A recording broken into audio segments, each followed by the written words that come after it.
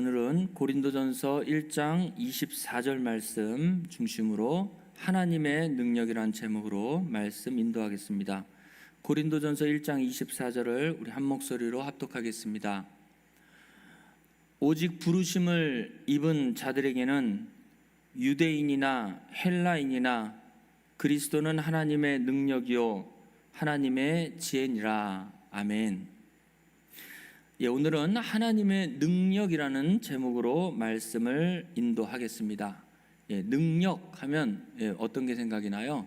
힘이죠. 힘. 하나님의 능력 할 때는 힘입니다. 그래서 사람들도 능력이 있다 했을 때는 어떤 힘을 상징하고 있는데, 능력은 여러 능력이 있어요. 경제력도 능력이고, 그렇죠? 그다음에 건강도 능력이고, 그다음에 지력도 있죠. 지식의 능력. 그다음에 부귀영화, 그렇죠? 부력, 그 돈의 능력. 그렇게 사람들은 전부 힘을 갖다가 붙여요. 그래서 전부 다 힘을 갖다 붙이는 것은 능력에 해당되는 것입니다. 그런데 오늘 본문 말씀에서는 예수 그리스도는 하나님의 능력이라고 이야기하고 있죠. 그래서 하나님의 능력은 바로 예수 그리스도다라고 설명할 수 있는 것이죠. 그래서 하나님의 능력이 왜 예수 그리스도인가? 이것은 바로 본문 말씀에 있잖아요. 부르심을 입은 자들에게는 유대인이나 헬라인이나, 유대인 헬라인은 그 당시로 말하면 세계 모든 사람들에게는 하나님의 능력으로 그리스도가 주어졌을 때 그들이 하나님의 능력 안에 있는 사람들이다 라고 말씀하고 계시는 것입니다. 여러분들, 하나님은 우주 만물을 창조하신 창조주라고 우리가 믿고 있죠. 그 하나님이 능력이 무궁무진하신데, 무소부재하시고 전능하신 하나님이신데, 왜 하나님은 이스라엘이라는 나라를 구약에 택하셨을까요? 그리고 그들을 선민이라고 하셨어요. 선택된 민족이라고 얘기했습니다. 그래서 오늘날도 중동의 이스라엘이라는 땅을 보면 굉장히 작은 땅이에요.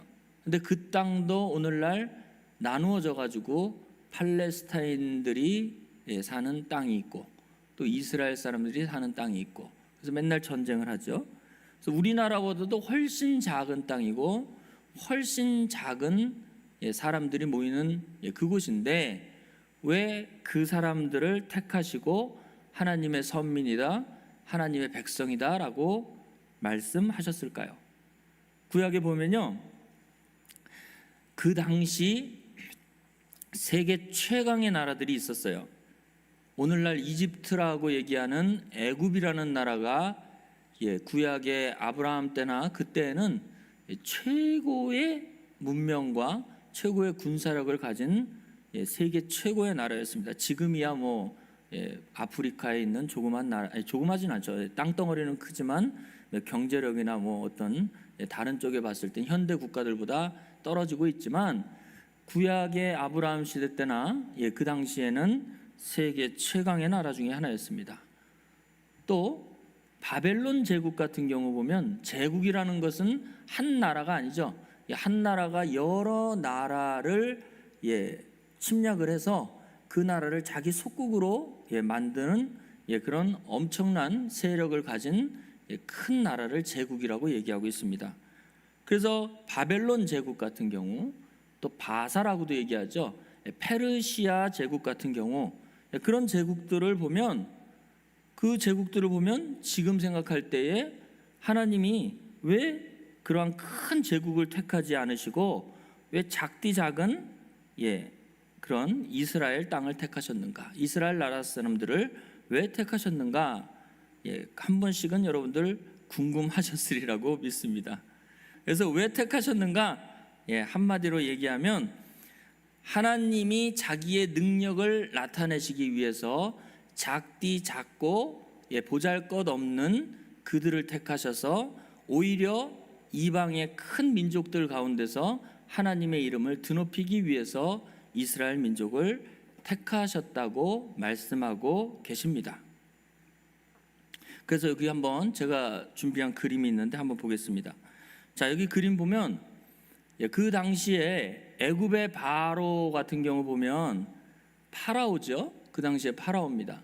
지금도 뭐 이집트의 피라미드 같은 데 보면 파라오의 무덤이 있죠. 그래서 그거를 이제 파라오라고 세상에서는 얘기하지만 성경에서는 바로라고 이야기합니다. 그러니까 왕의 이름이 바로예요.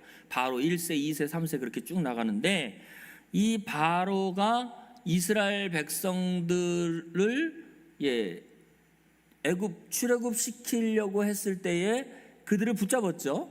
모세는 자꾸 하나님의 명령이니 그들을 데리고 나가려고 했을 때 바로는 자꾸 보내겠다고 해놓고선 또 보류하고 또 보류하고, 그게 9번이 계속 이어졌습니다. 그리고 나서 10번째 재앙에 바로의 아들까지 죽어나가니까 바로가 하는 수 없이 이스라엘 백성들을 내보냅니다. 그러면서 이런 내용을 얘기하죠. 내가 애굽의 강한 손과 펼친 팔로 치리니 그들이 여호와인 줄 알리라, 그렇게 얘기하고 있습니다. 이스라엘 백성뿐만이 아니고 그 당시 최고의 강대국이었던 애굽 사람들조차 여호와 하나님인 것을 그때 알게 되어졌어요. 그래서 이스라엘 백성들이 40년 동안 광야를 통행하면서 다른 소수 이방 민족들이 광야를 통행하는 이스라엘 백성들을 막 공격하고 이럴 때 어떤 소문이 들렸느냐? 그 당시 아프리카의 가장 큰 나라인 애굽조차도 여호와 하나님께서 그들을 굴복시킨 무서운 신이 이스라엘 백성을 보호하고 있다라는 그런 말이 계속 40년 동안 이스라엘 백성들을 지키고 있는 큰 원동력이 된 것입니다. 그 소문들이 이스라엘 백성들이 어디를 갈 때마다 애굽의 장자를 치신 하나님, 그리고 애굽에서 탈출시킨 하나님, 이런 것들을 들었을 때 이방 민족들이 두려워 떨었다는 그런 말들이 있습니다.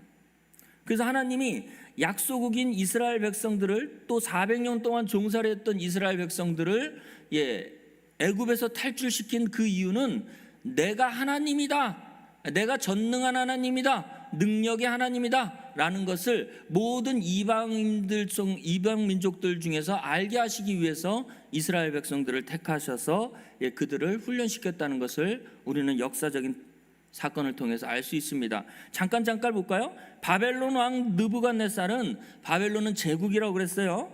바벨론 왕 느부갓네살이 금신상을 만들어 놓고, 금신상이 꿈속에 보였는데 그것을 아무도 풀지 못할 때에 누가? 바로 다니엘이 그것을 풀었을 때 바벨론 왕 느부갓네살이 하나님에 대해서 찬양을 하죠. 그래서 그의 표적과 기사와 이적이 온 천하에 행하짐을 나는 아노라. 그래서 바벨론 왕이 인정을 했기 때문에 바벨론에게 속한 모든 바벨론의 속국들도 하나님이 누구라는 것을 그때 알았어요. 그러니까 하나님이 얼마나 위대하다는 것을 약소국인 이스라엘 백성들을 통해서 하나님이 능력을 베풀었을 때에 바벨론 왕 느부갓네살조차도 인정했다는 것을 알 수 있고, 또 구스, 이 구스는 오늘날 에티오피아인데 그 당시에는 구스도 굉장히 강대국이었대요. 구스 당시, 이건 사도행전 때인데, 사도행전 때는 로마 제국이 모든 나라들을 다스리고 있었던 때인데, 이 구스라는 에티오피아인 그 당시에 아프리카에 있는 작은 나라인데 독립국가로서 로마 제국의 명령을 받지 않고 로마 속국이 되지 않았던 그런 강력한 나라였습니다. 거기서도 에티오피아 왕 간다게 네시가 와가지고 예루살렘에 가서 예배 드리고 오면서 하나님의 이사야서 말씀을 풀지 못하니까 빌립을 보내가지고 이 간다게에게 예수에 관한 내용을 자세하게 설명하니까 뭐라고 얘기했어요? 이 사람은 선지자라 하는 줄을 내가 진실로 알았도다, 그러면서 예수님을 믿게 됐던 사건을 우리는 알 수 있죠. 또 페르시아 왕 고레스도 어땠어요? 여호와는 천하의 하나님이시며 나에게 명령하사 예루살렘에 있는 유다 성전을 건축하게 하셨다라고 인정을 했죠. 그래서 이 페르시아는 오늘날 이 성경에 보면 바사라는 그 왕인데 그것도 제국이에요. 제국의 왕조차도 그렇게 얘기했습니다. 그래서 하나님께서는 모든 이방의 큰 나라들을 자기의 선민이라고 하지 않고 작디 작은 아주 약소 국가인 이스라엘 나라를 선택하시고 그들 가운데 임재하셔서 그들 안에 역사하셨던 이유는 뭐냐? 하나님은 능력의 하나님이라는 것을 알게 하시기 위해서, 모든 세계에 하나님의 능력의 하나님이라는 것을 보이시기 위해서 그렇게 말씀하셨다는 것을 우리는 알 수 있는 것입니다. 그래서 거기 아수르 왕 사네립 침공 당시에 하셨던 하나님의 말씀을 우리 한번 찾아보겠습니다. 시편 46편 8절에서 10절 말씀 같이 한번 봉독하겠습니다. 시편 46편 8절에서 10절 말씀입니다.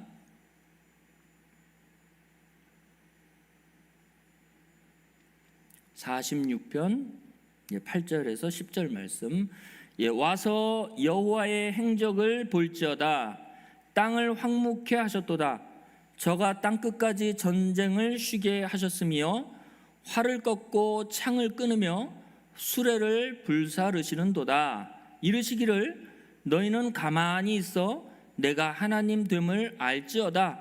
내가 열방과 세계 중에서 높임을 받으리라 하시도다. 아멘.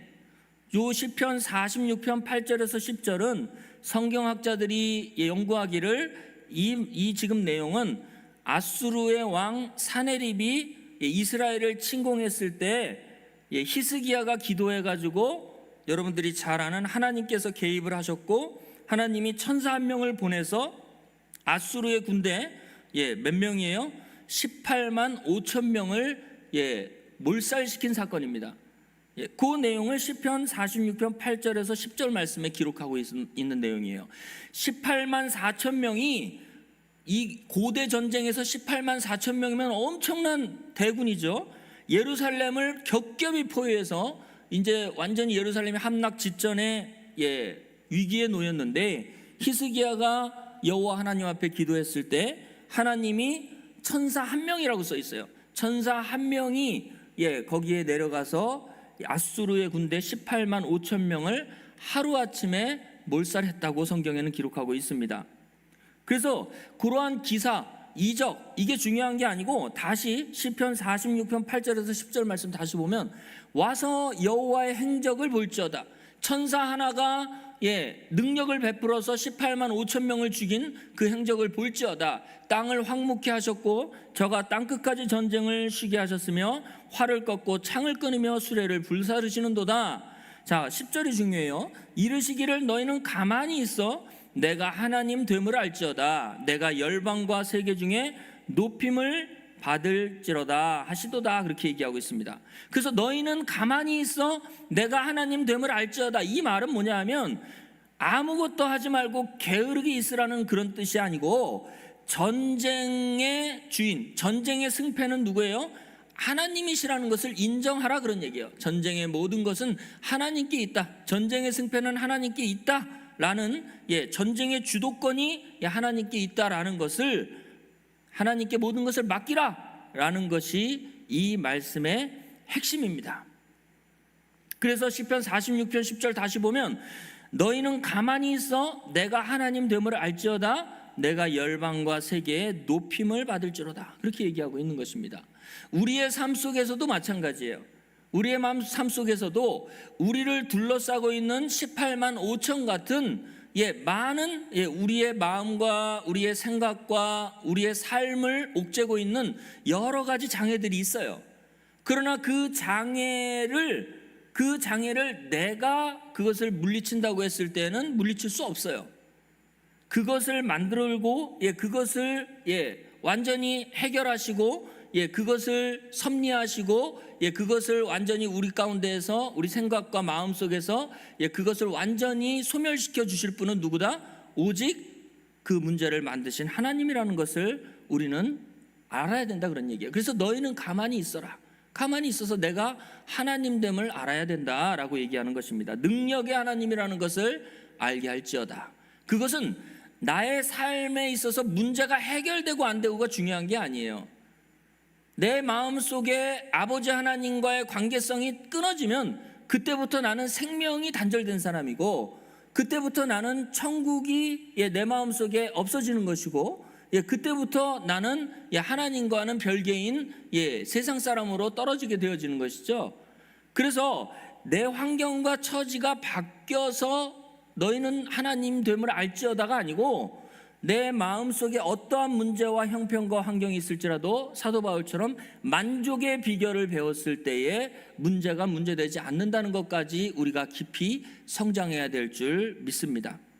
그래서 강하고 숫자가 많은 민족보다 약하고 숫자가 적은 이스라엘을 택하심은, 전쟁의 승리는 사람의 힘과 군사력이 아니고 하나님의 능력이 좌우한다는 것을 나타내시게 하기 위해서 많은 그 사내립의 18만 5천의 군대를 하나님께서 하루아침에 물리치신 그 결과를 볼 때 우리는 그 교훈을 얻어야 된다는 것입니다. 신명기 7장 7절 말씀에 보면 하나님은 단도직입적으로 얘기하고 계시죠. 이스라엘 백성들을 택하신 그 이유를 단도직입적으로 신명기 7장 7절에 이렇게 얘기하고 있습니다. 여호와께서 너희를 기뻐하시고 너희를 택하심은 너희가 다른 민족보다 수요가 많은 연고가 아니다. 너희는 모든 민족 중에 가장 적으니라, 그렇게 얘기하고 있습니다. 그렇죠. 하나님이 이스라엘 백성들을 택한 것은 이스라엘이 뭘 잘해서 그런 게 아니고, 그렇죠, 오히려 다른 민족보다 수요가 적고, 그렇죠, 다른 민족보다 약하고, 그렇죠, 다른 민족보다 형편 없기 때문에 오히려 그들을 택하고 그들을 열국 가운데에 강대국으로 다른 민족들이 침범하지 못할 정도로 강하게 하나님께서 그들을 이끄셨다는 것을 성경은 말을 하고 있는 것입니다.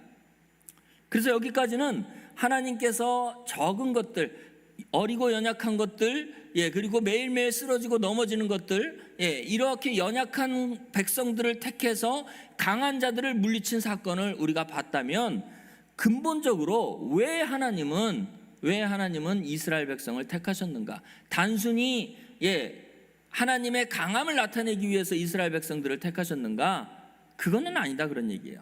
그래서 이스라엘 백성을 택하신 이유는 하나님의 능력을 단순히 물리적으로 약한 자들을 택해서 강한 자들을 부끄럽게 하기 위해서 그렇게 하신 게 아니고, 근본적으로 들어가면 하나님은 믿음의 선진들과 언약한 그 언약을 지키시기 위해서 하나님께서는 이스라엘 백성들을 택하시고 그들을 세상 민족 가운데 강하게 하신 것입니다. 그래서 이스라엘 백성들을 택하심은 믿음의 선진들과의 언약 때문이에요. 하나님은 한 번 약속하신 것은 변개치 아니하시는 하나님은 그런 하나님이시기 때문에, 하나님은 이스라엘 백성들이 좌충우돌로 우상 숭배하고 막 난리 번거지를 쳐도 하나님은 그들을 버리지 않는 이유가 바로 믿음의 선진들과의 언약이었기 때문에 그럽니다. 언약의 사건 때문에 그래요. 그래서 신명기 7장 6절 말씀부터 9절 말씀 보면 매우 자세하게 설명되어져 나옵니다. 신명기 7장 6절부터 9절 말씀, 7장 6절 말씀부터 9절 말씀. 자, 너는 여호와 내 하나님의 성민이라, 거룩한 백성이죠. 내 하나님 여호와께서 지상 만민 중에서 너를 자기 기업의 백성으로 택하셨나니, 왜 택했느냐? 여호와께서 너희를 기뻐하셨고 너희를 택하심은 너희가 다른 민족보다 수요가 많은 연고가 아니라 너희는 모든 민족 중에 가장 적으니라. 8절. 여호와께서 다만 너희를 사랑하심을 인하여 또는 너희 열조에게 하신 맹세를 지키려 하심을 인하여 자기의 권능의 손으로 너희를 인도하여 내시되 너희를 그 종되었던 집에서 애굽 왕 바로에서 속량하셨나니. 그렇죠, 8절에 분명히 나오죠. 너희 열조에게 하신 맹세를 지키려 하심을 인하여, 그렇게 얘기하고 있습니다. 뭘 잘나서 그런 게 아니에요. 뭐 강대국이라서 그런 게 아니고 하나님께서 믿음의 선진들과 약속하신 그 맹세를 지키게 하시기 위하여서 애굽 왕 바로의 손에서 속량하셨다고 얘기하고, 9절 보겠습니다. 그런즉 너는 알라, 오직 내 하나님 여호와는 하나님이시오. 신실하신 하나님. 신실하신 하나님은 믿음직한 하나님이란 얘기예요. 신실하신 하나님이라 그를 사랑하고 그의 계명을 지키는 자에게 천대까지 그 언약을 이행하시겠다. 그렇죠, 믿음의 선진들과 맺었던 언약을 내가 이제 이행하겠다, 내가 행하겠다, 그런 얘기예요. 그 인애를 베푸시겠다, 그렇게 얘기하고 있습니다. 그래서 우리의 믿음은 선진들의 믿음의 터 위에 세웠다고 그렇게도 구약에서는 얘기하고 신약에서도 얘기하고 있어요. 그래서 우리의 믿음의 선진이 대단한 게 아니고 뭐 가톨릭처럼 구교처럼 무슨 선진이 우리의 기도의 대상은 아니에요. 그런 건 아니지만 그들과 맺었던 그 언약이 중요하단 말이에요. 그들과 맺었던 그 언약이 하나님이 그것을 중요하게 생각한다, 그런 얘기예요. 물론 믿음의 선진들의 노고는 우리가 인정을 하죠. 그러나 우리가 뭐 그들에게 날짜를 지켜가지고 뭐 성일 뭐 이렇게 해가지고 성자의 날 해가지고 그렇게 지키는 것은 개신교에서는 하지 않습니다. 하나님과 맺었던 그 언약을 소중하게 생각하는 거예요. 그래서 거기에 맺었던 그 믿음의 선진들을 우리가 존경은 하죠. 존경은. 거기 존경까지는 해야 됩니다. 그래서 그 언약을 이행시키기 하기 위해서 하나님께서는 맨날 우상 섬기고 하나님을 배반하고 작디 작은 이스라엘 백성들을 끝까지 사랑하신 것입니다. 그러면 이렇게 우리가 쭉 구약의 사건들을 이야기를 했는데 오늘날 여러분들은 왜 사랑하십니까? 하나님께서 왜 하나님께서 여러분들에게 능력을 베푸시고 하나님이 여러분들을 불꽃 같은 눈으로 끝까지 여러분들을 지켜보호하십니까? 내가 잘나서? 아니면 내가 다른 사람들보다 지혜가 많아서? 아니면 하나님의 계명을 내가 너무나 잘 지켜서? 아니에요, 여러분들. 착각하지 마세요. 이것도 마찬가지예요. 이것도 그 언약을 기억하신 거예요. 언약을. 그럼 언제 언약을 하셨냐 우리에게? 그걸 알아야 되겠죠. 그래서 이거 법칙은 똑같아요. 구약의 믿음의 법칙과 지금까지는 법칙이 다 똑같습니다. 그래서 구약의 믿음의 선진들과 맺었던 언약이 신약까지 연결이 되는 거예요. 그래서 그 언약 가운데 맺은 언약을 여러분들에게도 적용시키는 것입니다. 그래서 우리가 잘 아는 갈라디아서 3장 16절이 구약의 모든 언약을 집결한 한 말씀이에요. 자, 이 약속들은 언약이죠. 하나님은 약속을 할 때 말로 하셔요. 그래서 이 언약의 말씀들은, 약속들은 아브라함과 그 자손에게 말씀하신 것인데, 아까 말했어요. 그냥 두시고 아까 말했어요. 신명기 7장 8절에 뭐라고 그랬어요? 내 열조에게 하신 맹세를 지키게 하려 하심이다, 그렇게 얘기했는데, 내 열조에게 하셨던 그 맹세는 아브라함 때부터 시작한 거예요. 아브라함이 창세기 15장에 하늘의 별을 보고 네 자손이 이와 같으리라 라고 말씀하셨고, 그 자손은 400년 동안 애굽에서 종살이 하다가 나올 것이다 라고 얘기하는 그 언약이에요. 그 언약.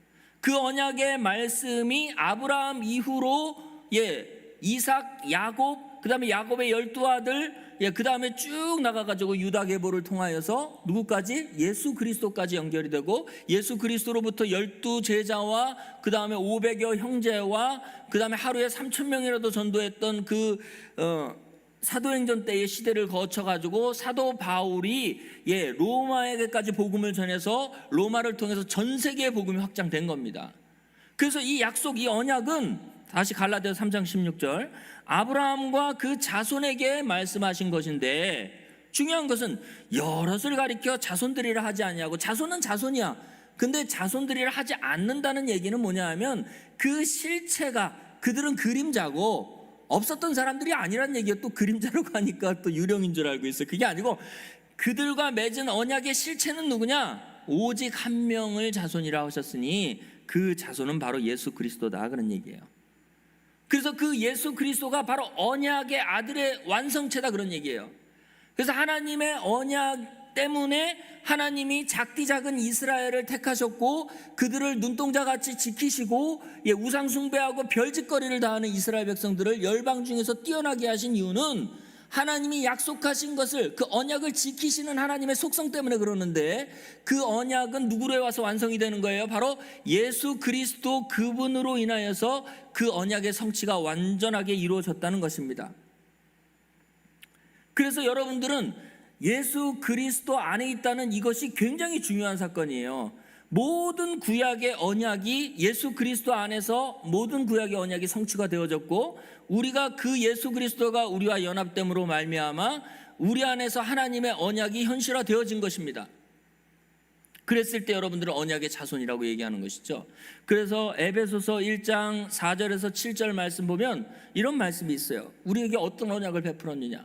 여러 언약이 있지만 이 언약이 가장 우리에게 확실한 언약이죠. 곧 창세 전에 그리스도 안에서 우리를 택하사 우리로 사랑 안에서 그 앞에 거룩하게 흠이 없게 하시고, 그러니까 우리가 이미 태어나기도 전에 뭐예요?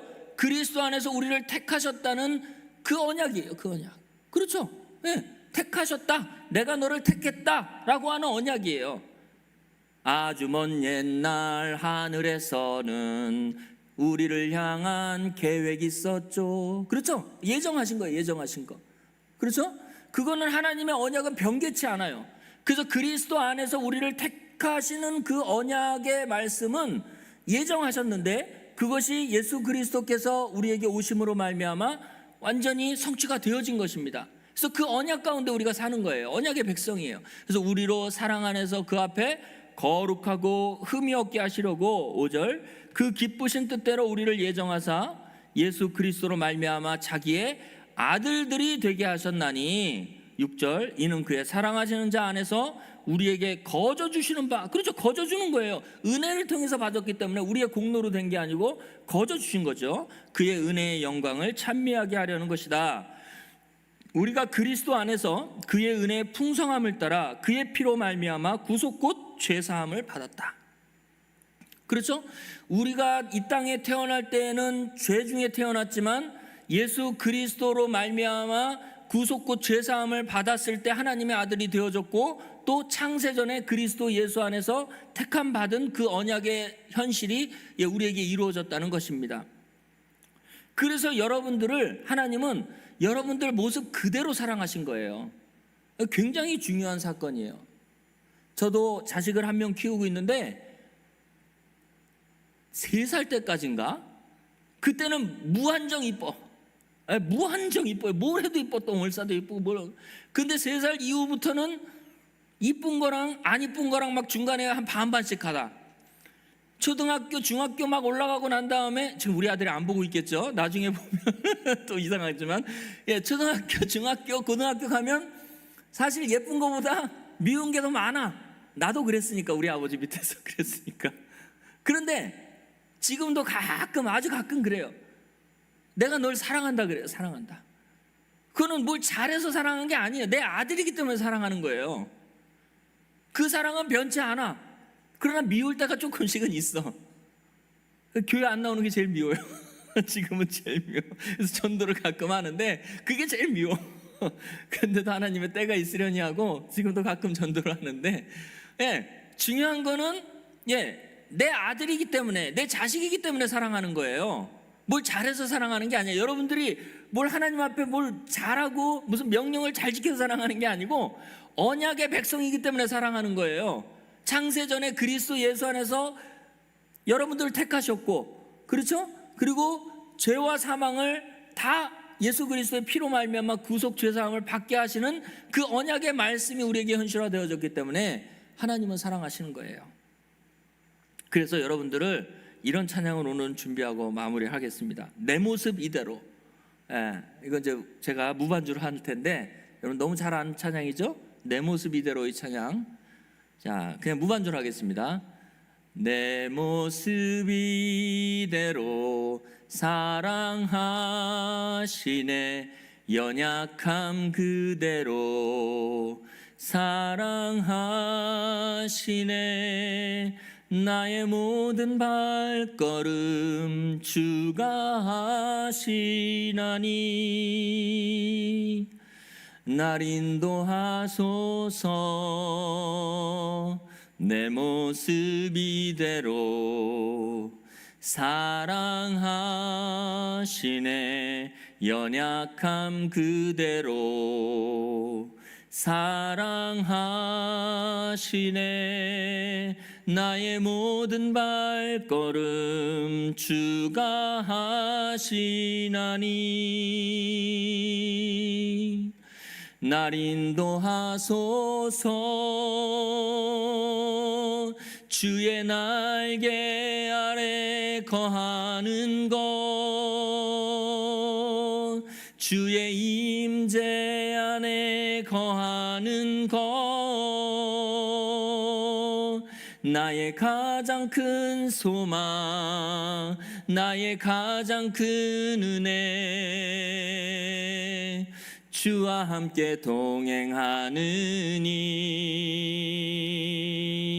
주의 날개 안에 거하는 것, 주의 임재 안에 거하는 것, 나의 가장 큰 소망, 나의 가장 큰 은혜, 주와 함께 동행하는 일. 아멘. 한 주간 살아가는 동안 여러분들 모습 그대로 사랑하셨다는 걸 잘 기억하시기 바랍니다. 그렇다고 막살을 하는 게 아니고 내 모습 이대로, 내가 의인일 때 부른 게 아니고 죄인일 때 불렀어요. 그리고 그 모습 그대로 사랑하셨다는 것은 뭐가 전제된 거예요? 나를 창세전에 그리스도 예수 안에서 택하셨다는 그 계획이 전제된 것이고, 언약이 전제된 것이고, 주님께서 우리의 모든 죄를 십자가에서 소멸하셨다는 것을 전제하실 때에 우리를 사랑하신 것이라고 얘기하고 있는 것입니다. 한 주간 여러분들의 행위가 아닌, 이걸 신학적으로는 은혜 언약이라고 얘기하고 있어요. 행위 언약이라고 하죠. 그 은혜 언약 가운데서 여러분들이 살고 있다는 것을 늘 기억하시면서 삶에 있어서도 그 언약의 백성답게 하나님을 기쁘시게 하는 여러분들 되시기를 주의 이름으로 축원합니다.